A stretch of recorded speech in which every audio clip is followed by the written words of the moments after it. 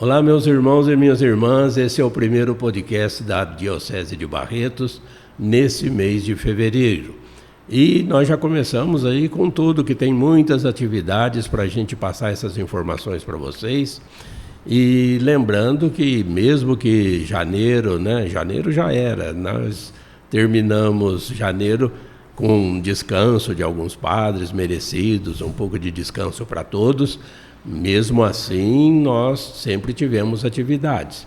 Nós estamos aqui com o Dom Milton, que vai comentar com a gente todas essas informações, mesmo que de uma forma resumida, mas das atividades previstas para janeiro, para o mês de fevereiro. Mas, Dom Milton, seja bem-vindo, nossa saudação. E primeiro a gente gostaria de falar mesmo desse final de ano, até que teve a posse do pároco lá no São João Batista, depois teve a posse de um novo pároco no São Benedito, a posse de um novo pároco em Colômbia, de modo que, embora haja um pouco de descanso, a igreja não pode parar. Bom dia, Diácono Lombardi, bom dia a todos vocês que nos acompanham. De fato, neste início de ano, nós tivemos a posse dos padres Emerson, na paróquia São Benedito, que acabou substituindo os padres estigmatinos, que por aqui ficaram 72 anos, realizando um magnífico trabalho de evangelização. Tivemos a posse do padre Carlos, na paróquia São João Batista, aqui em Barretos, que substituiu o padre Fábio, que foi transferido a pedido do seu superior provincial. E tivemos também a posse do padre Rafael, que substituiu o padre Paulo na paróquia Nossa Senhora do Carmo de Colômbia, substituindo o padre Fábio, também a pedido do seu superior geral. E logo agora, no finalzinho de janeiro, nós tivemos a Assembleia da Juventude. O senhor esteve lá, foi aqui na Capela Santa Luzia, no Jockey.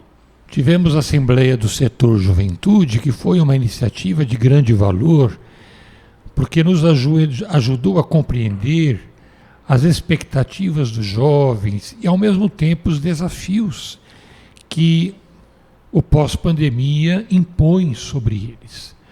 Então, essa assembleia foi bastante importante e eu fiquei muito impressionado e eu acho que eles apontaram desafios e perspectivas que não dizem somente respeito à juventude, mas à igreja neste período de pós-pandemia. E nós também temos amanhã, dia 2 de fevereiro, que é um dia, a vida consagrada, dedicado a refletir sobre isso. Pois é, amanhã, dia 2 de fevereiro, a igreja comemora o Dia Mundial da Vida Consagrada. Quando nós falamos em vida consagrada, nós estamos nos referindo aos membros das congregações religiosas, aos membros dos institutos seculares, aos membros das sociedades de vida apostólica. Aqui na nossa diocese nós temos diversas congregações religiosas. Nós temos a Ordem dos Frades Menores, nós temos a Congregação dos Padres Doutrinários, Congregação dos Padres de Jesus Sacerdote, Congregação dos Oblatos de Cristo Sacerdote, Congregação dos Padres Deonianos. Portanto, nós temos um número significativo de congregações masculinas que estão à frente de diversas comunidades paroquiais da nossa diocese. Nós também temos congregações femininas, Congregação das Irmãs Franciscanas da Penitência, Congregação das Irmãs Pequenas Missionárias Eucarísticas, Congregação das Servas de Santa Teresinha, Congregação das Irmãs da Ação Paroquial. Creio que são essas 4 congregações femininas. Mas também temos institutos seculares. O Instituto de Jesus Sacerdote, que são as religiosas que atuam aqui na Vila dos Pobres, em Barretos, o Instituto das Servas de Cristo Sacerdote é um instituto que tem membros em Guaíra, é um instituto feminino.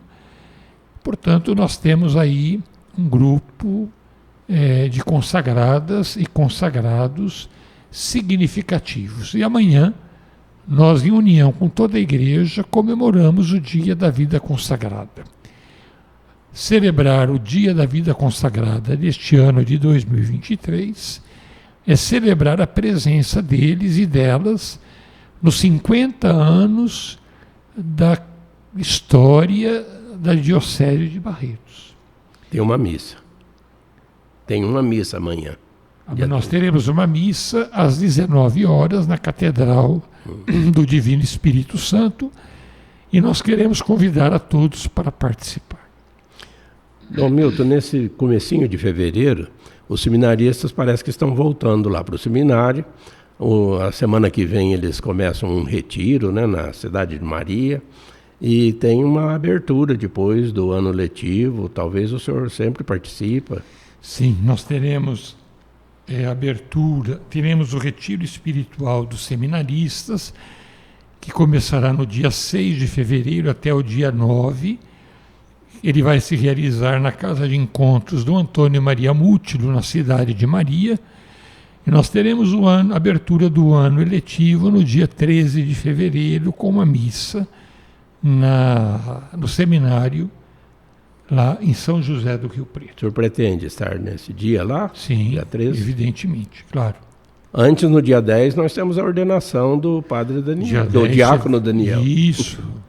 Eu acho que o momento auge da vida da Diocese, neste mês de fevereiro, será a ordenação presbiteral do diácono Daniel Canevarolo, que acontecerá em Olímpia, no ginásio de esportes, às 19h30 da noite. Dom Milton, como é que o senhor se sente pessoalmente ordenando mais um padre para a Diocese? É uma grande alegria, porque eu penso que essa é uma das maiores alegrias de vida de um bispo. Poder ordenar padres que possam atender a igreja, o povo de Deus.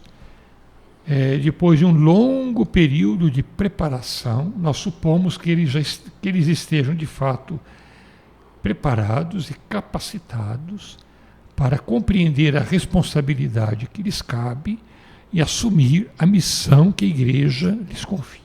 E seu ministério vai começar pela paróquia São Benedito. Sim.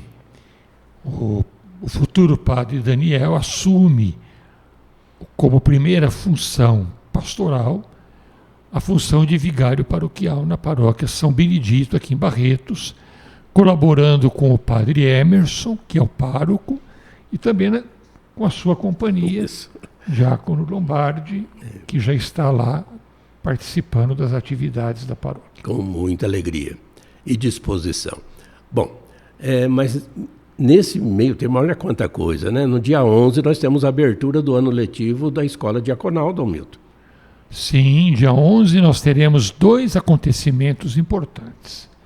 Nós teremos a instalação do Vicariato para a Pastoral da Saúde, a nomeação do Padre Túlio como vigário episcopal para o vicariato, e nós teremos já o primeiro encontro da escola diaconal, e nós teremos também a missa de abertura da escola às 16h30 na Catedral.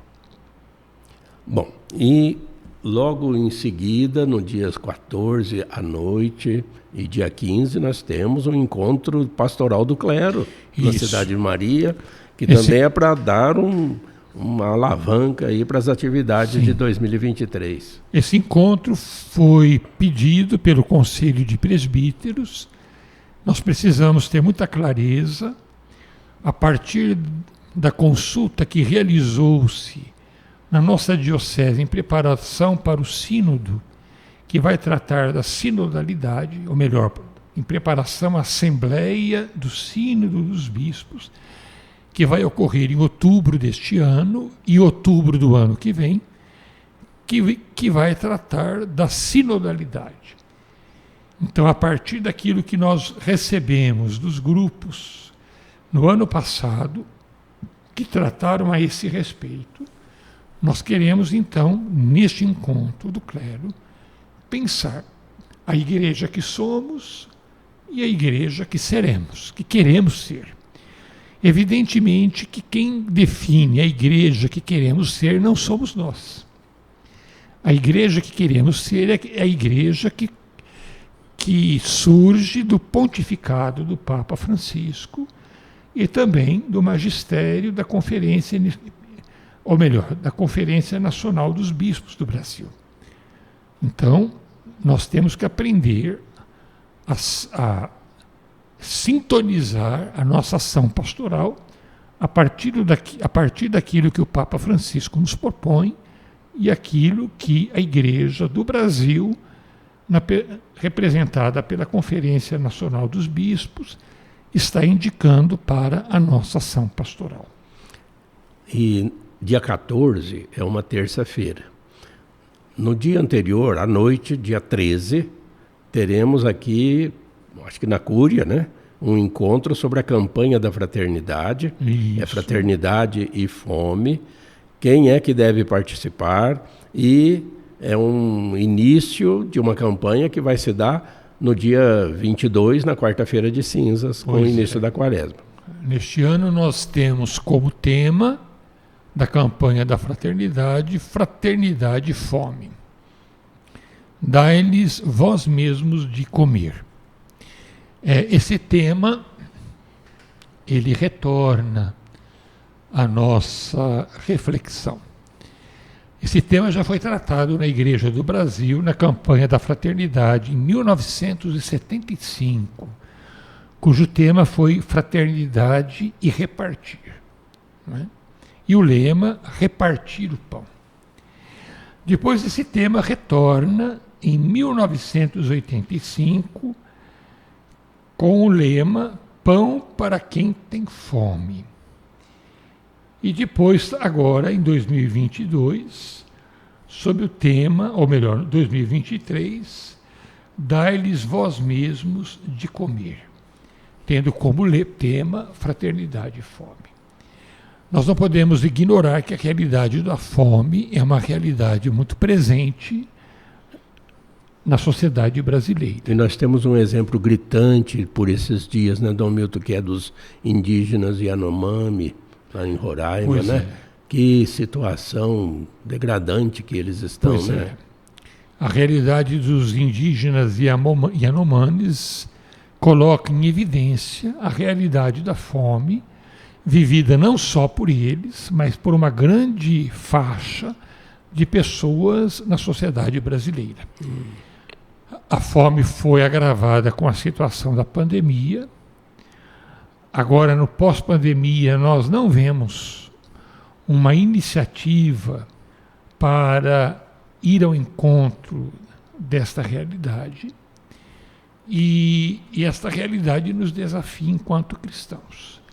Jesus diz aos discípulos, dai-lhes vós mesmos de comer, diante da multidão faminta que o acompanhava.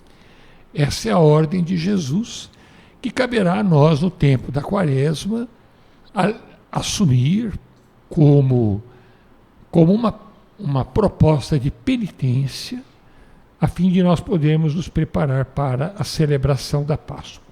Exatamente, porque essa questão da fome, da miséria de grande parte da população, né, Dom Milton, é fruto de más políticas públicas há décadas, né, que já vem acontecendo.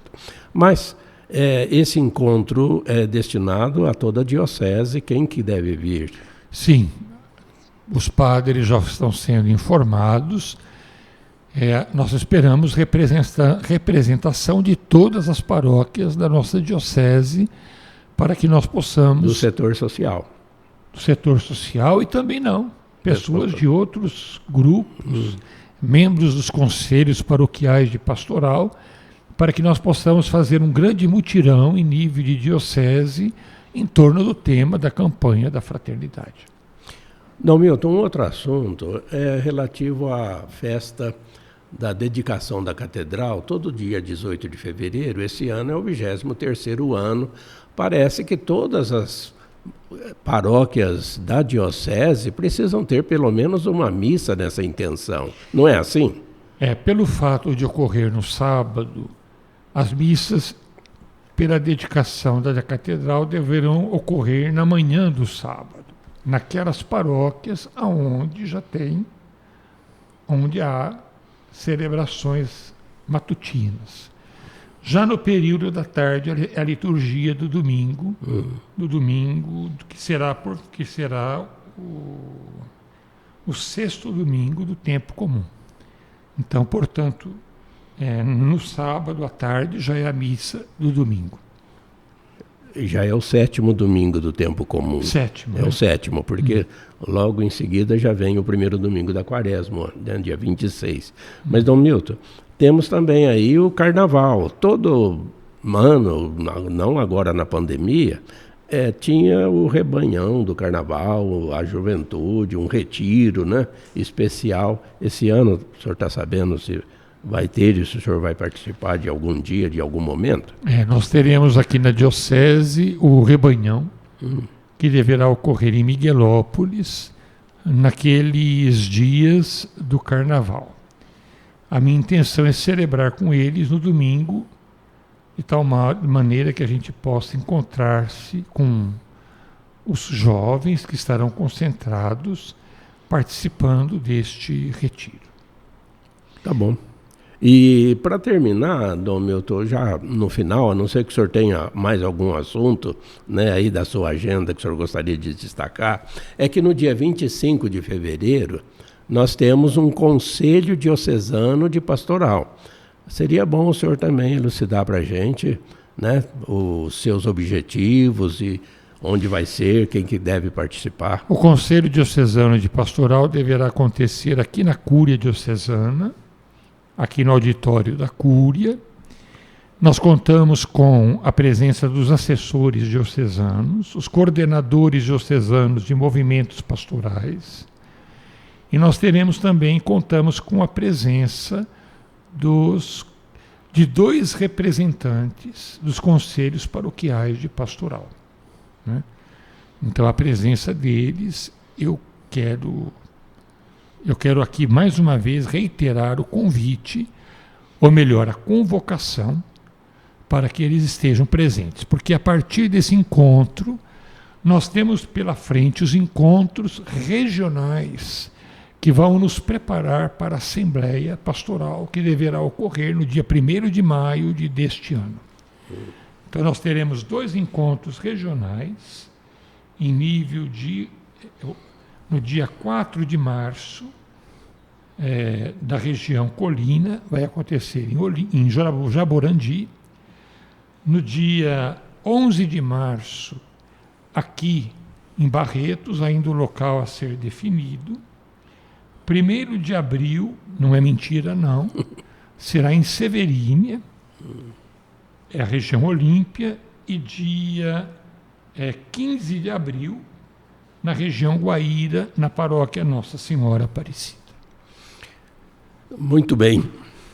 Então nós tivemos aí o rebanho meio parado na volta da pandemia, teve agora os descansos do fim de ano, de janeiro. Agora o pastor precisa de uma mensagem para o rebanho ir com força, com entusiasmo para esse ano, né, Dom Milton? A minha mensagem é que nós possamos abraçar com coragem e esperança a vida pastoral da igreja. A vida pastoral, ela está no centro da vida de uma diocese. Portanto, todo o trabalho, toda a dedicação em torno da pastoral é um trabalho exigente, mas é um trabalho indispensável.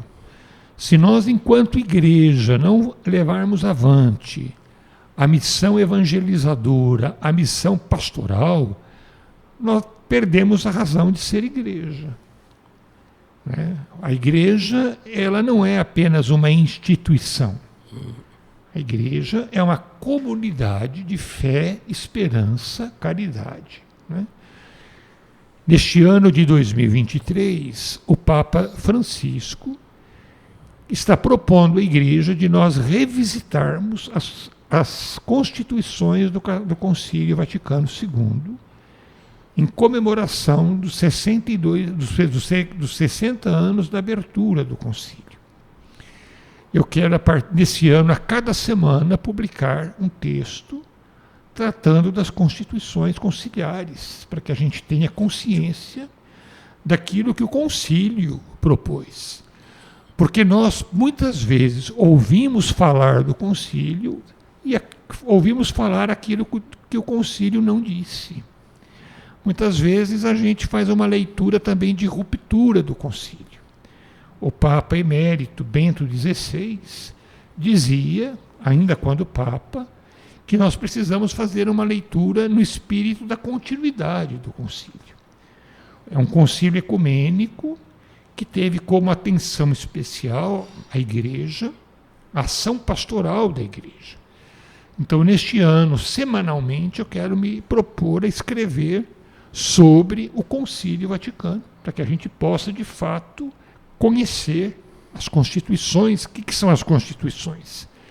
As constituições são os pilares do Concílio, os textos fundamentais do Concílio.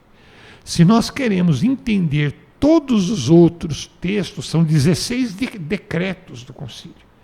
Se nós queremos conhecer todos os outros textos, é preciso que a gente tenha em mente aquilo que as constituições, por sua vez, nos indicam, né? Então nós temos a Constituição Sacrosanctum Concilium, que diz respeito à liturgia, é a primeira Constituição a ser publicada pelo Concílio. A Constituição Dogmática Lumen Gentium, que fala da Igreja. A Constituição Dogmática Dei Verbo e a Constituição Pastoral Gaudium et Spes. Então são 4 constituições, elas são os pilares do Concílio. Eu estava lendo estes dias a respeito da elaboração das constituições e a questão fundamental do Concílio é essa: o que é a Igreja? Qual é a missão da Igreja? Né? E quando se fala da missão da Igreja, o Concílio deixa muito claro que nós deixamos uma postura de ruptura com o mundo para uma postura de diálogo com o mundo. A Igreja superou o modernismo. O modernismo era uma heresia, né, do início do século XIX, onde tudo aquilo que respirava o mundo era considerado como suspeito, né? Então o Concílio supera essa visão apologética da Igreja. Não que a Igreja não deva fazer apologia da sua doutrina. Não apologia, apresentar a sua doutrina.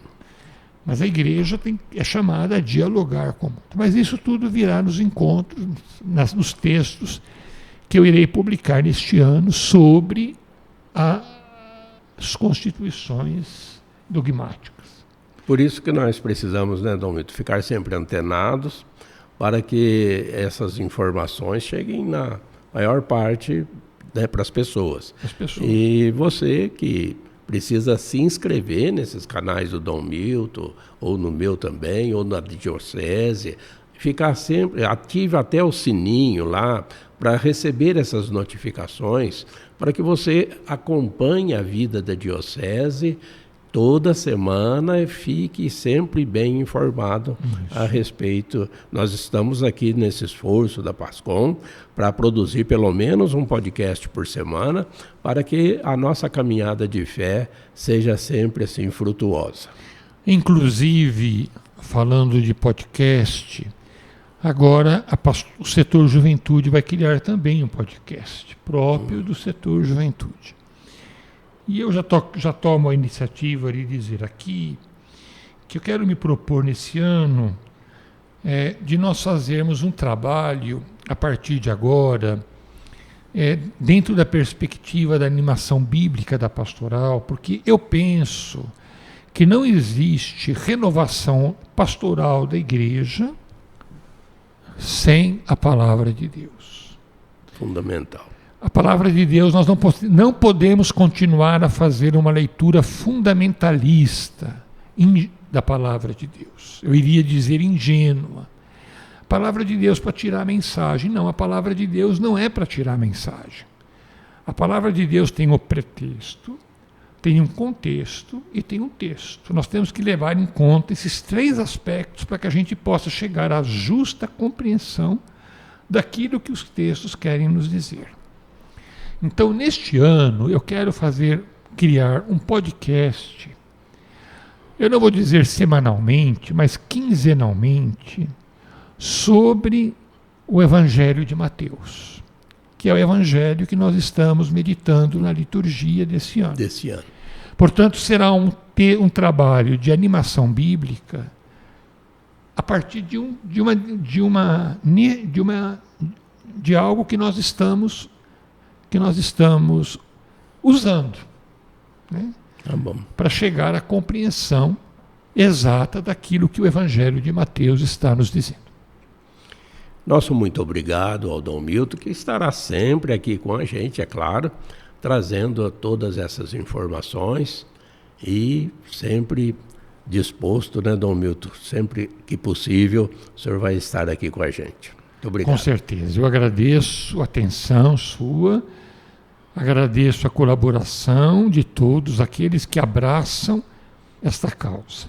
Que nós possamos assumir com alegria e entusiasmo a missão evangelizadora da Igreja.